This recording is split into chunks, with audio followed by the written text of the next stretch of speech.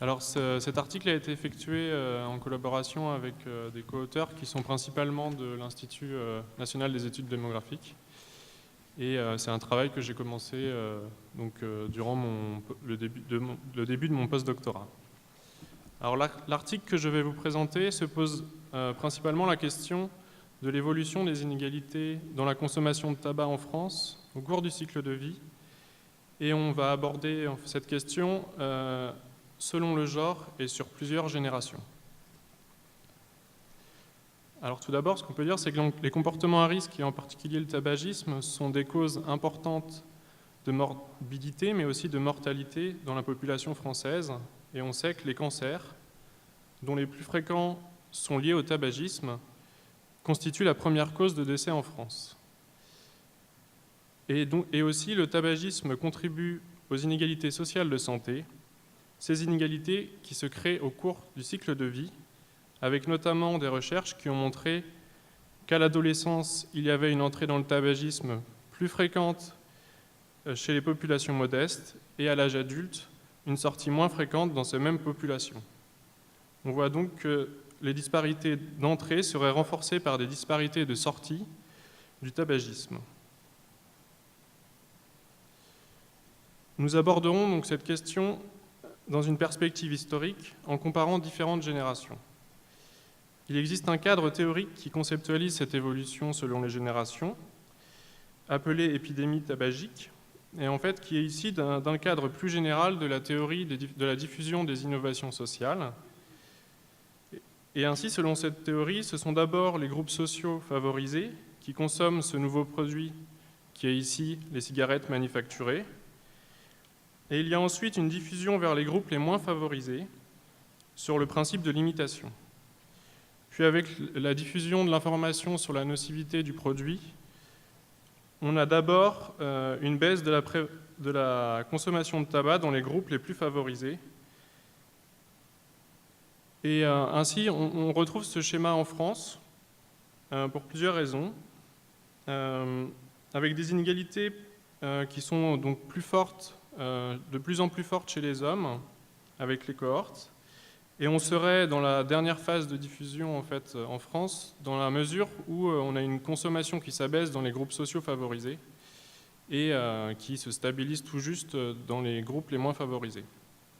En outre, on observe un décalage chez les hommes et chez les femmes dans cette diffusion.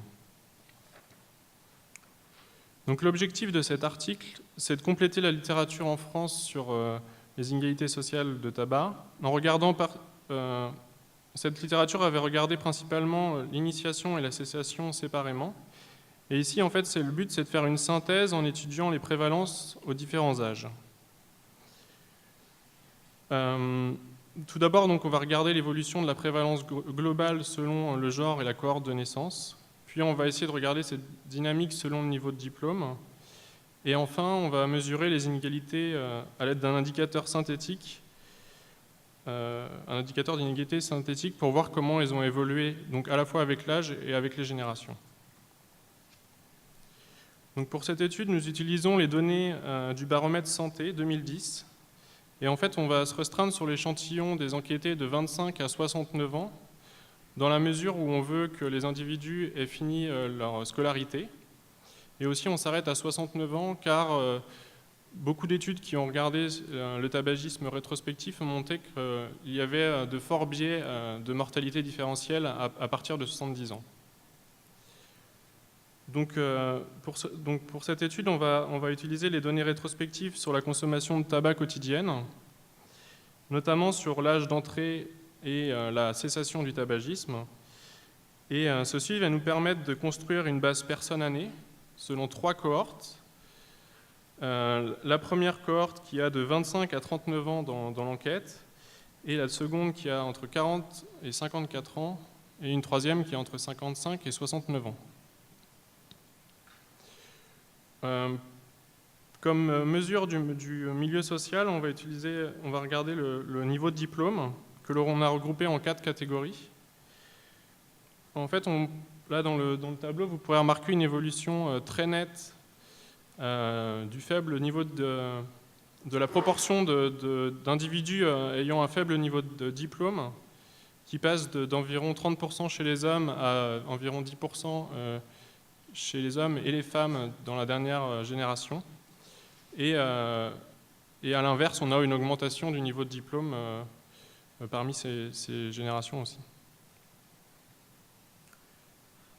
Donc, ces données vont nous permettre de calculer les prévalences aux différents âges qu'on va appeler reconstruits, c'est-à-dire dans la base personne année, et tout cela en prenant en compte la censure.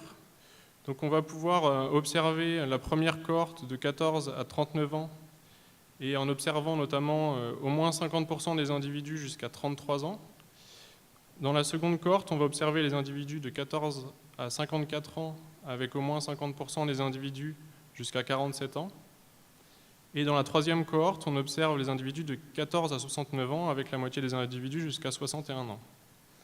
Donc ceci va nous permettre de calculer les prévalences par âge et aussi la durée moyenne de tabagisme qui en résulte.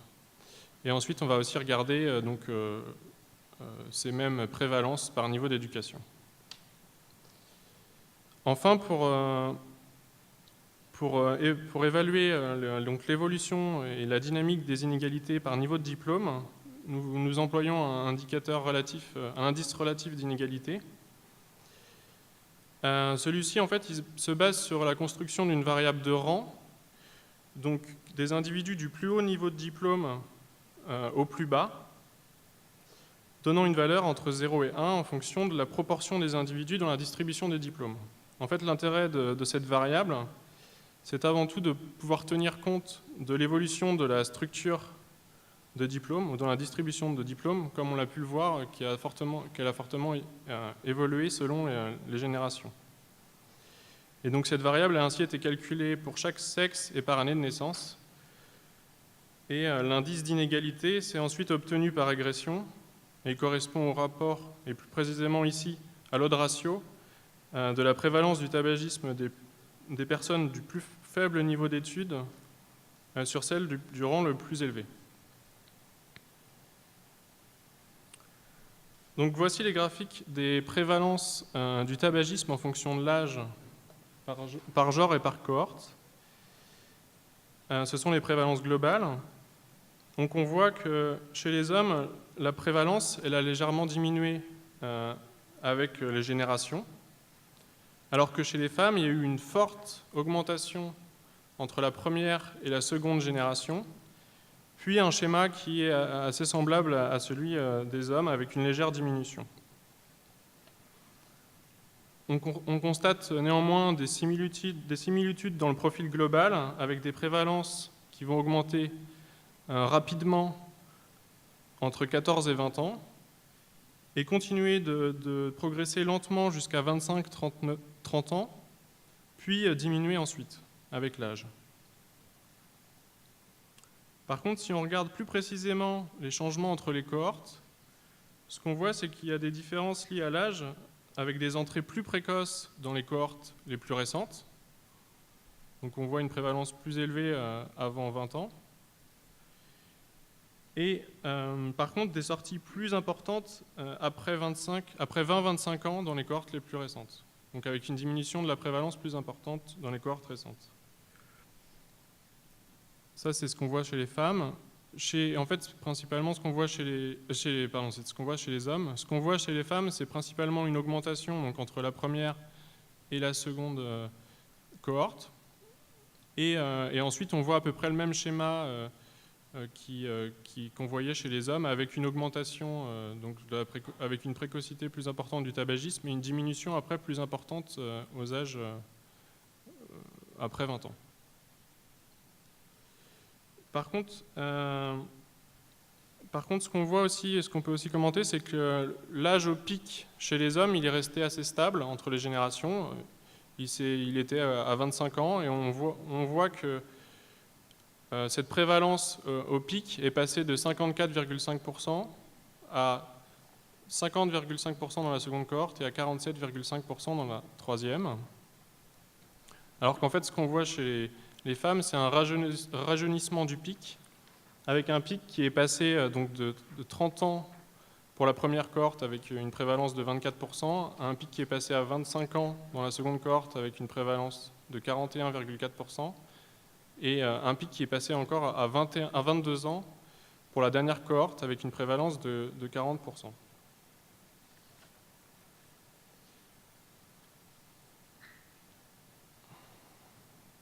Si on regarde maintenant la durée moyenne du tabagisme, on retrouve bien ces mêmes schémas, avec une augmentation de la... Oh non, pardon. Non, c'est ça. Excusez-moi. Si on retrouve bien ces mêmes schémas avec une légère diminution de la durée du tabagisme chez les hommes, donc qui passe de 10,8 années à 9,8 années, donc dans la période comparable pour les trois cohortes entre 14 et 39 ans. Et par contre, chez les femmes, on a cette forte augmentation donc, entre les deux premières cohortes, donc avec une durée du tabagisme qui passe de 5 ans à 8,6 ans, et ensuite une stabilisation dans la dernière cohorte. Ce qui est aussi très marquant, en fait, c'est et qui confirme la convergence des tabagistes masculins et féminins, c'est donc ce qu'on voit les résultats sur les deux dernières cohortes, où pour la période entre 14 et 39 ans, on a une durée du tabagisme qui s'est vraiment réduite avec un écart de moins d'un an, enfin d'un an. Et on le voyait déjà dans la cohorte précédente, notamment donc, si on va encore plus loin, jusqu'à 54 ans, avec des durées qui sont passées pour les hommes de 15,5 années à aussi chez les femmes 13,1 années. Si on regarde maintenant les schémas par niveau d'éducation, en fait la première ligne c'est la première cohorte, la seconde c'est la seconde cohorte et la dernière cohorte. Donc dans la cohorte la plus ancienne, les résultats montrent un gradient social qui est très peu marqué chez les hommes et qui est chez les femmes inversé. Donc ce qui veut dire qu'on avait les plus éduqués qui fumaient plus chez les femmes dans la cohorte la plus ancienne. Quand on passe à la cohorte suivante, donc la génération intermédiaire, le gradient social est plus marqué chez les hommes et il s'est inversé chez les femmes, donc avec deux groupes en fait, qui se sont formés, des groupes extrêmes d'éducation.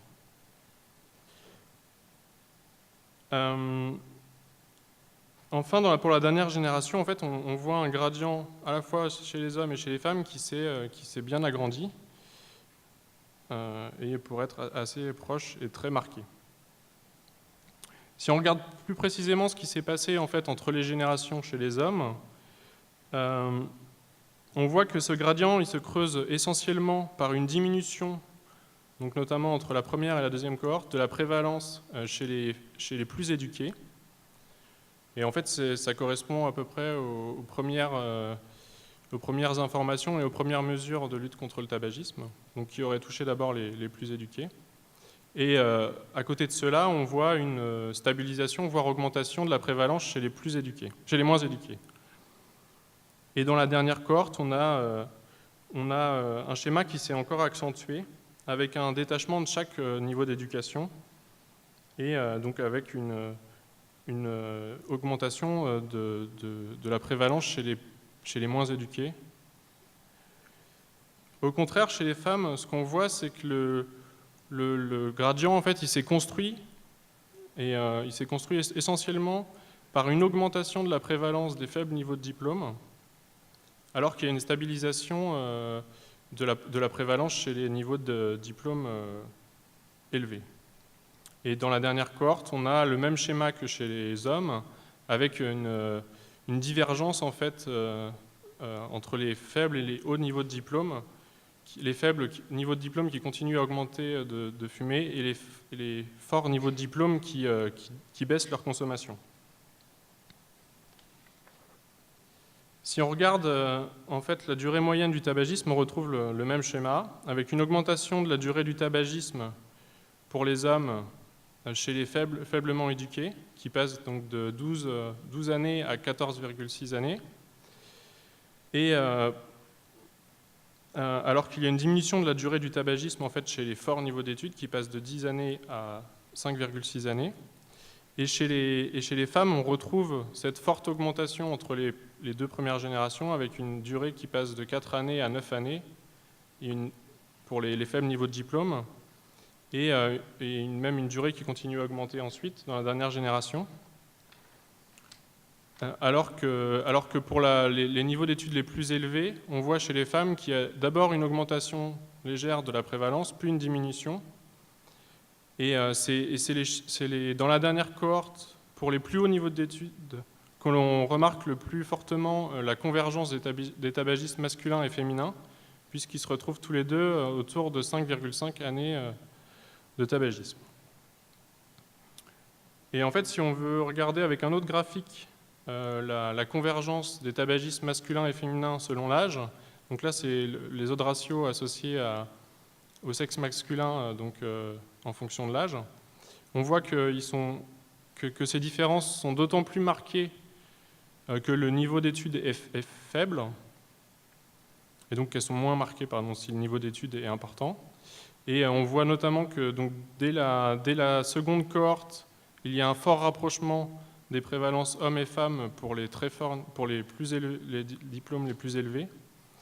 Et même ce qu'on voit dans la dernière cohorte, c'est qu'il y a une prévalence plus importante chez les femmes les plus diplômées par rapport aux hommes les plus diplômés, et cela avant 25 ans.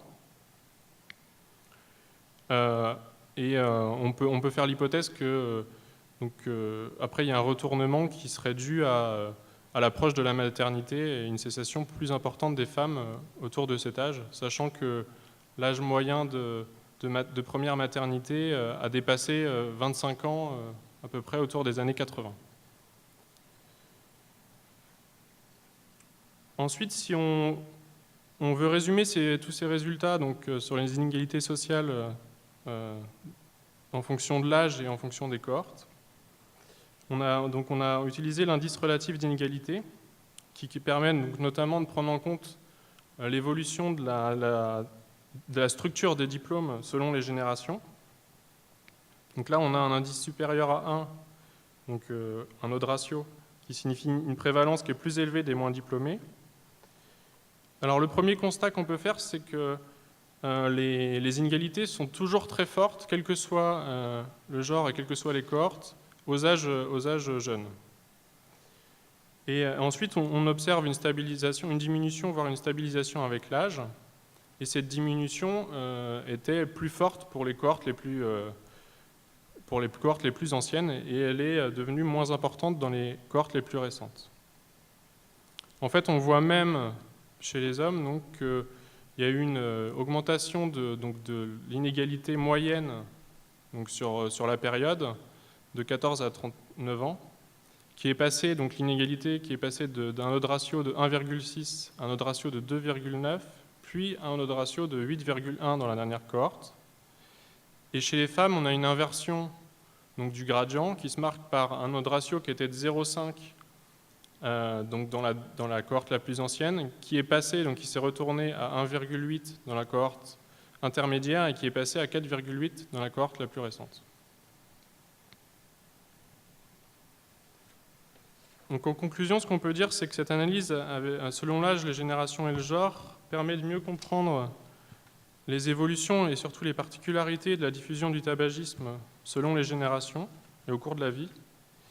Donc en plus de voir l'augmentation des inégalités sociales avec les générations, on a pu confirmer la convergence des tabagismes masculins et féminins, et notamment avec une convergence qui est particulièrement forte pour les plus diplômés.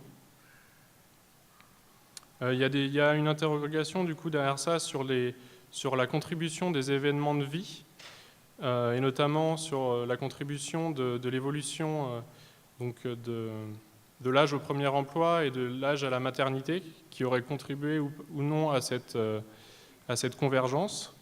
Mais on n'a pas les données suffisantes avec cette enquête pour répondre à cette question. De plus, on constate qu'il y a de fortes inégalités sociales aux âges jeunes, et pour les jeunes générations, une entrée plus fréquente et des arrêts plus tardifs dans les groupes les moins éduqués. Et ces résultats donc, vont à l'appui d'un ciblage de la prévention du tabagisme aux âges les plus jeunes, et notamment plutôt pour ceux qui vont quitter tôt le milieu scolaire. Voilà, je vous remercie. Merci beaucoup, Monsieur Bricard.